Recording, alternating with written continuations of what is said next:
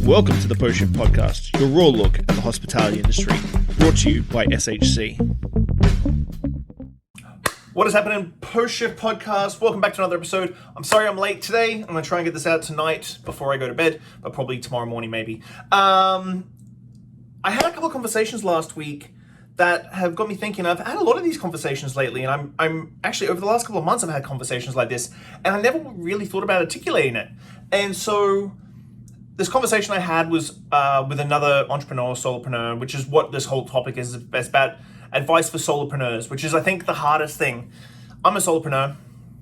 I'm in my office by myself most of the time. I don't have a team with me doing my podcast, my video editing, all that sort of stuff. It's me most of the time. But I had a thing, and this conversation was really about this new concept that he had and a little bit of self-doubt that he had in himself. And I think that's the biggest thing with solopreneurs is, like, you get into your own head, like, not your own echo chamber, because echo chambers it's usually a bunch of people saying you're awesome. But, like, you get into your own head and you start second guessing yourself, and you start second guessing where you're going to be, what you're going to do, all this sort of stuff. And I feel this way a lot more recently as well. The level of like accountability and all this sort of stuff as well is really tough. And being a solopreneur, like, you're the only one that can get blamed. Now, I blame myself, and I've talked about this in tons of episodes. I blame myself for anything that happens in any of my projects. So whether it be Clive's or Human Construct, I've got partners in these businesses, but I don't ever ask them to be as involved, as in depth and ingrained in the business as I am, because that's my main goal. And I usually partner up with very talented people, and I never ask people to sort of help, which is another thing for solopreneurs. So let's kick it off. Like, I think entrepreneur, solopreneur, they're interchangeable. Entrepreneur, I think, has got a bad rap in recent years because I think that it's definitely much more of this bullshit of, like, starting a business and in 18 months, 2 years, selling the business or raising a whole bunch of capital. But a solopreneur usually starts out grassroots, no money, by themselves.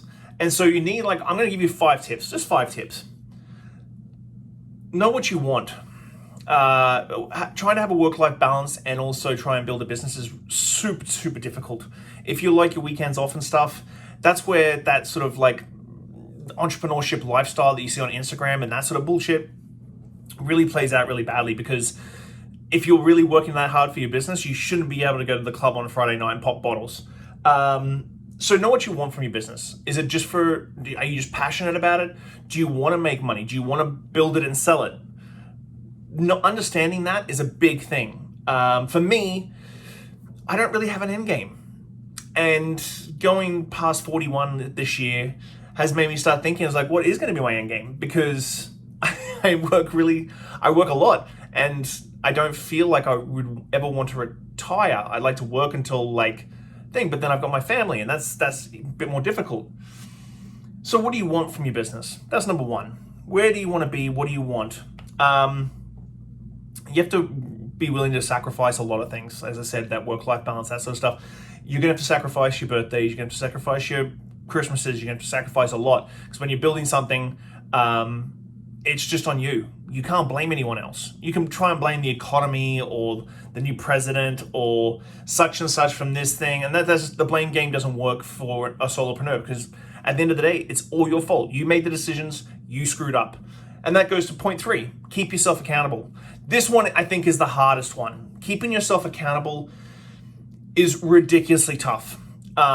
When you're by yourself and you're working, and the pandemic has definitely, like, exasperated a lot of this for us, because you just don't have a lot of diversity in what you're doing. We're sort of getting back there now, but, like, 18 months of solid, like, lockdown, at home, not going anywhere, not seeing anyone, takes its toll. But keeping yourself accountable is, I think, one of the biggest things that you need to make sure you do. You have to make sure you get out of bed in the morning. You have to make sure you're ticking off your jobs, ticking off your goals, and building and building and building. And the only person that's going to hold you accountable, you don't have a boss or a manager or a partner. You're not going to have someone go, hey, knock, knock, knock, knock, knock. You need to do this. It's all on you. And the only person that is going to get cranky at it is your clients or whoever you're doing business with. Number 4, have a think about finding a partner. This is going to be super hard to find someone that's aligned with your goals, your long-term success. Finding a partner can take a lot of stress off your mind, but you really need to be honest and transparent. I talk about this a ton. Managers, staff, owners, everything. You have to be really honest and transparent, telling them exactly what you expect from them in return to partnering up with you and what they expect from you. I've had clients ask me that, and I've been very, very true to form where I'm like, I like people answering my text straight away. I have a couple of people right now that aren't answering my texts and my messages, and it's pissing me off. Even if you say, hey, I'm taking a day off, just if I text you, just say, hey, sorry, no, I'm good today. So finding yourself a partner that aligns with it can actually really, really help you, especially if you've got a different set of skills. Skill sets are really, really important, and finding a partner that aligns with you, that wants to work as hard as you, has the same end game. If you've got a partner who you think is aligned with you, and then 18 months, 2 years down the track, they're already shopping out to try and sell the business, probably not the best partner for you, because if you're a long-term player, that's the way it's going to be. And then finding that partner is finding those traits that you don't have. So I have a lot of partners who do sales calls because I'm not a really good, I know it sounds weird, I'm not a really good salesman. I can't go into liquor stores and sell stuff. I have a partner who's a graphic designer and he can't deal with clients, but he's a fantastic graphic designer and we do fantastic projects together. So this is the sort of things that you got to kind of do and build out those traits and what you need for your business to be a success. And finally, number five. What was I going to do for number 5? I got into the traits and the partners and alignments and all that sort of stuff. Number 5 is take advantage of your freedom. Now, I know that in one hand, I've gone, you got to work really hard, you're going to sacrifice a lot. And on the other hand, you've got freedom that you can do whatever you want. This all sort of sits in a big globe of accountability, freedom, your success and hard work and sacrifice. This stuff all leans onto itself. It all plays together. And if one is out or misaligned, everything else is just going to crumble and fall apart. If you take too much freedom, you're not going to be making money. And if you're not making money, you don't have accountability. And if you're not going to be accountable for what you're doing, then your success and your sacrifice is going to go down the toilet. So, solopreneurs, I know there's a lot of you out there that listen to me. I get messages and comments all the time. Keep pushing along. If you need someone to reach out to and talk to, quite welcome to hit me up. I get hit up quite a bit with a lot of people who are like going new projects and they just want to test it out and see like if it's something smart. Like I said, you get in your own head and you start canceling yourself. And so like if you have someone that you can bounce an idea off and they're going to be honest with you because they've got no skin in the game, then I feel like that's a really, really good positive thing to have in your life.